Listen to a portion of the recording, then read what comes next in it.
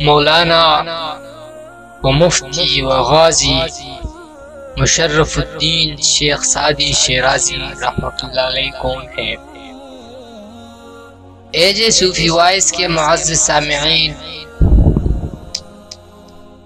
مولانا شیخ Saadi رحمۃ اللہ علیہ کا اصل نام مشرف الدین ہے،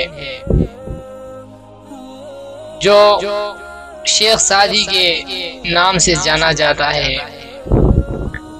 آپ رحمۃ اللہ علیہ 606 ہجری میں شیراز میں پیدا ہوئے،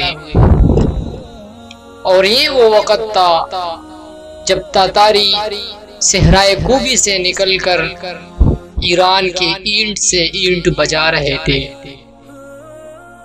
مولانا شیخ سعدی رحمۃ اللہ علیہ نے ابتدائی تعلیم اپنے وطن مالوف ہی میں حاصل کی۔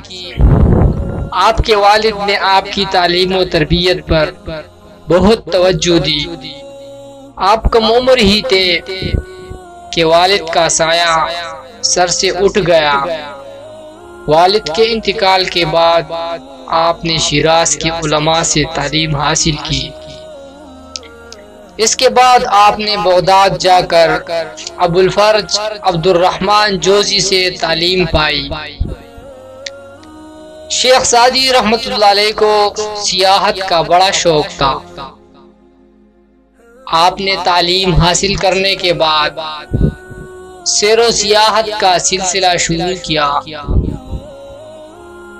آپ رحمۃ اللہ علیہ نے مکہ معظمہ، مدینہ منورہ، شام، فلسطین، ایشیائی کوچک اور شمالی افریقہ کے علاقے میں سفر کیا۔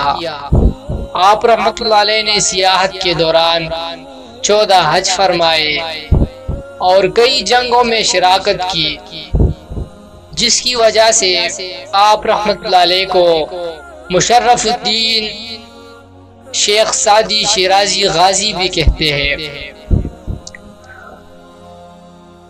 آپ طویل عرصے سیاحت کے بعد 665 ہجری میں واپس شیراز آ گئے اور باقی عمر ایک خانقاہ میں بسر کی۔ آپ رحمۃ اللہ علیہ نے 691 ہجری میں اسی خانقاہ میں وفات پائی اور یہی مدفون ہوئے۔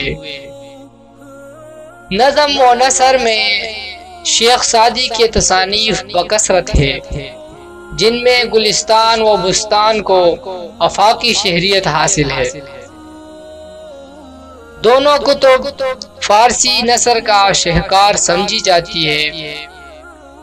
شیخ سعدی رحمۃ اللہ علیہ نے مختلف ملکوں کے سیاحت کے بعد تجربات، مشاہدات حاصل کیے۔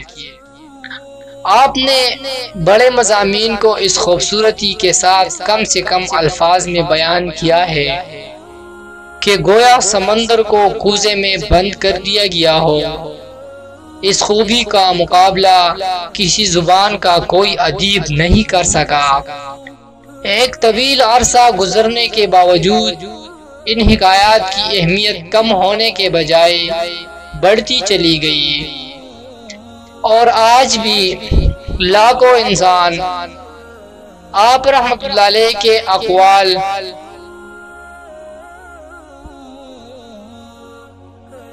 اور نصیحتوں سے فائدہ اٹھاتے ہوئے اپنی زندگی کی راہ سیدھا کر دیتا ہے۔ گلستان کے جواب میں بہت سی کتابیں لکھی گئی، مگر کوئی کتاب شیخ سعدی کے گلستان و بوستان کی برابری نہ کر سکی۔ شیخ سعدی کے اسلوب کا نمایاں خصوصیت ان کی سادگی اور سلاست ہے۔ آپ نے جو اسلوب اپنایا وہ ان کا ہی خاصہ ہے۔ گلستان اگرچہ نثر کی کتاب ہے، لیکن جا بجا موضوع اشعار بھی ہے جو کتاب کا حسن دوبالا کرتے ہیں۔ آیات قرآنی اور احادیث نبوی صلی اللہ علیہ وسلم کا بکثرت استعمال کیا گیا ہے۔ آپ نے عمدہ پیرائے میں زندگی کی حقوقوں کو بیان کیا ہے۔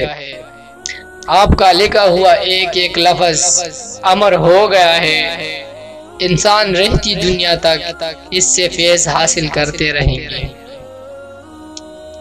تو معزز سامعین، یہ تھی شیخ سعدی رحمۃ اللہ علیہ کی مختصر سی تعریف۔ اگر ویڈیو کو اچھی